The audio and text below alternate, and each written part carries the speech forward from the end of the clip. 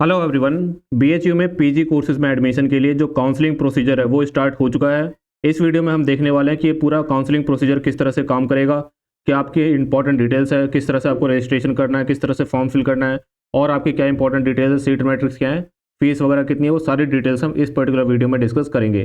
सबसे पहले किस वेबसाइट का आपको यूज़ करना है काउंसलिंग के लिए, तो आपको इस वेबसाइट पर आना है BHUCUETPG.samarth.edu.in। आप नॉर्मल किसी ब्राउज़र में जाएंगे, उसमें आप सर्च करेंगे BHUPG एडमिशन 2024, तो आपको ये वेबसाइट मिल जाएगी। इस वेबसाइट पे आपको आना है। सारा आपका फॉर्म वगैरह फिल करने का सारा प्रोसीजर आपका इसी वेबसाइट के थ्रू होगा। अब देखो, इस वेबसाइट पे आओगे तो कुछ आपकी इंपॉर्टेंट डिटेल्स यहाँ पे मेंशन की हुई है। पहले तो ये मेंशन की हुई है डिटेल कि बीएचयू के अंदर जितने भी आपके एडमिशन होंगे पीजी कोर्सेज में, वो सारे एडमिशन आपके सीयूईटी पीजी के स्कोर के बेसिस पे होंगे। यानी कि अगर आपने सीयूईटी पीजी का एंट्रेंस दिया है, उसमें जो आपका स्कोर आया है उस स्कोर के बेसिस पे ही आपको एडमिशन मिलेगा। और जिस तरह से अगर ड्यू की बात करें तो ड्यू में आपका CSAS पोर्टल था, कॉमन सीट एलोकेशन सिस्टम जिसको बोलते थे।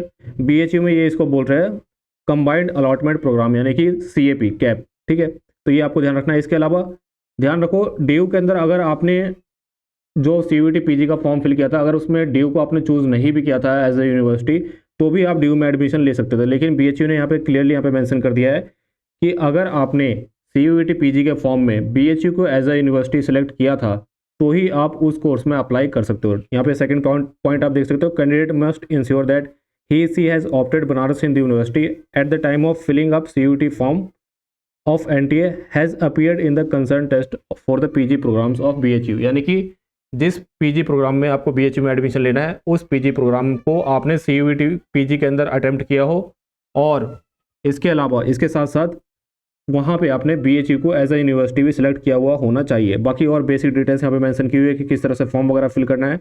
इसके अलावा फॉर्म आप अपने आप भी फिल कर सकते हो, लेकिन कोशिश करो इसको आप डेस्कटॉप या फिर लैपटॉप पे फिल करो। मोबाइल में हो सकता है थोड़ा बहुत एरर या कुछ इंटरफेस में आपको इशू देखने को मिल जाए। हालांकि अगर आपने ड्यू का फॉर्म फिल किया है काउंसलिंग वाला, तो पोर्टल आपका सेम है। ड्यू के अंदर भी समर्थ पोर्टल होता है, BHU के अंदर भी समर्थ पोर्टल है। जितने भी बेसिकली आपकी CUET पीजी के अंदर यूनिवर्सिटी है, मोस्ट यूनिवर्सिटीज़ में आपका समर्थ पोर्टल के थ्रू ही एडमिशन होगा, काउंसलिंग वगैरह होगी। तो प्रोसीजर आपका ऑलमोस्ट सेम ही रहने वाला है, कोई बहुत बड़ा डिफरेंस यहाँ पे नहीं आने वाला है। ठीक है, रजिस्ट्रेशन आपको किस तरह से करना है, तो आपको इस न्यू रजिस्ट्रेशन के ऑप्शन पे जाना है। यहाँ पे सेम आप CUET पीजी वाला अपना एप्लीकेशन नंबर डालोगे, अपना डेट ऑफ बर्थ डालोगे, फिर यहाँ पे कैप्चा कोड डालोगे, रजिस्टर करोगे। फिर आपके ईमेल आईडी पे एक OTP जाएगा, उस OTP का पे आपको उसको फिल करना है। आपको अपना पासवर्ड क्रिएट करना है। उसके बाद आपका रजिस्ट्रेशन जो है कंप्लीट हो जाएगा। रजिस्ट्रेशन करने के बाद आपको क्या करना है, फिर आपको यहाँ पे ऑप्शन मिलेगा लॉगिन का। इस लॉगिन का ऑप्शन पे जाओगे, यहाँ पे आपका एप्लीकेशन नंबर डालना, CUET वाला पासवर्ड आपने जो क्रिएट किया था वो डालना है, और फिर यहाँ पे कैप्चा कोड डाल के यहाँ पे लॉगिन करोगे, और उसके बाद आप आगे का जो भी आपका प्रोसीजर है फॉर्म फिल करने का वो आप कर पाओगे। फीस कितनी है, तो ध्यान रखो, ये फीस जो है सिर्फ काउंसलिंग की फीस है, ये आपकी एडमिशन की फीस नहीं है, काउंसलिंग की फीस है।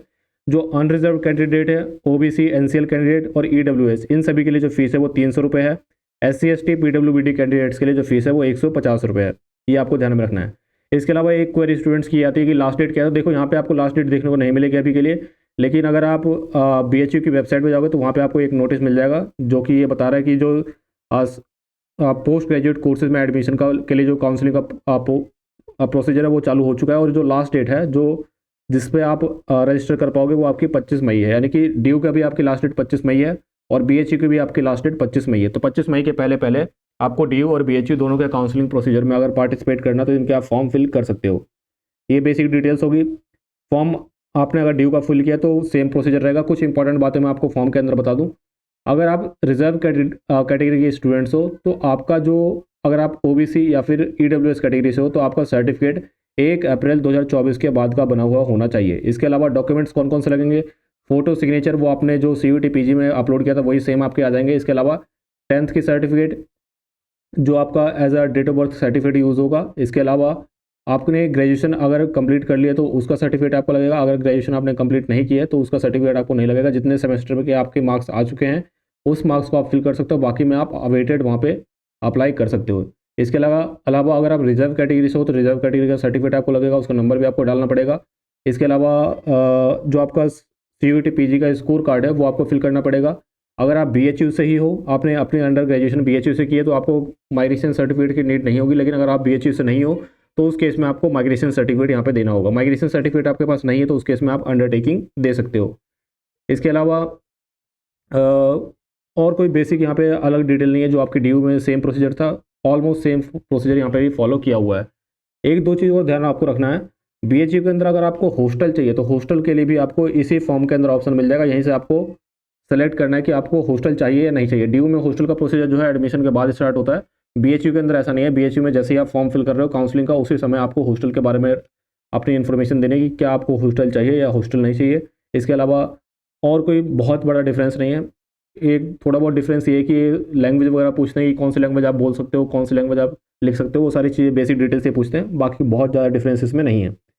इसके अलावा अगर इन्फॉर्मेशन बुलेटिन की बात करें तो यहाँ पे आपको ऑप्शन मिल जाएगा बुलेटिन ऑफ इन्फॉर्मेशन का। इसको आप डाउनलोड करोगे तो इस तरह से आपका post graduate information bulletin download हो जाएगा। जिस भी कोर्स में आपको अप्लाई करना है उस कोर्स को आप सर्च कर सकते हो। जैसे मान लो आपको एलएलबी के बारे में इन्फॉर्मेशन चाहिए तो एलएलबी आप सर्च करोगे तो आपको सारी इन्फॉर्मेशन देखने को मिल जाएगी। फीस कितनी है, आपकी सीट्स कितनी है, वो सारी डिटेल्स यहाँ पर देखने को मिल जाएगी। अगर जैसे एलएलबी की बात करें तो एलएलबी बीएचयू के अंदर सिर्फ डिपार्टमेंट के अंदर होता है, यानी कि जो मेन कैंपस के अंदर होता है। टोटल यहाँ पे 300 सीट्स हैं।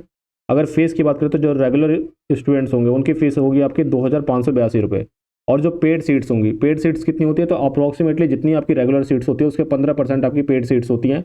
और पेड सीट्स की जो कट ऑफ होती है वो रेगुलर से थोड़ी कम जाती है। तो पेड सीट्स के लिए आपकी जो फीस है वो 15,000 रुपये पर एनम है, यानी कि एक साल की फीस आपकी 15,000 रुपये है। और रेगुलर स्टूडेंट्स के लिए 2,882 रुपये है। इसी तरह से अगर आप एलिजिबिलिटी क्राइटेरिया की बात करो तो COQP11 पेपर कोड आपने दिया होना चाहिए। 3 साल का ये कोर्स है तो ग्रेजुएशन आपकी कंप्लीट होनी चाहिए, आप लास्ट ईयर में होने चाहिए ग्रेजुएशन के। इसके अलावा ग्रेजुएशन में आपके 50% मार्क्स मिनिमम होने चाहिए। अगर 50% नहीं है तो आप एडमिशन नहीं ले पाओगे। जो रिजर्व कैटेगरी के स्टूडेंट्स हैं उनके लिए 5% के यहाँ पे डिडक्शन 5% कम पे भी एडमिशन मिल जाएगा। तो ये बेसिक डिटेल्स है यहाँ पे। इसके अलावा अगर हॉस्टल की बात करूँ तो उसकी इन्फॉर्मेशन भी मैं आपको दे देता हूँ।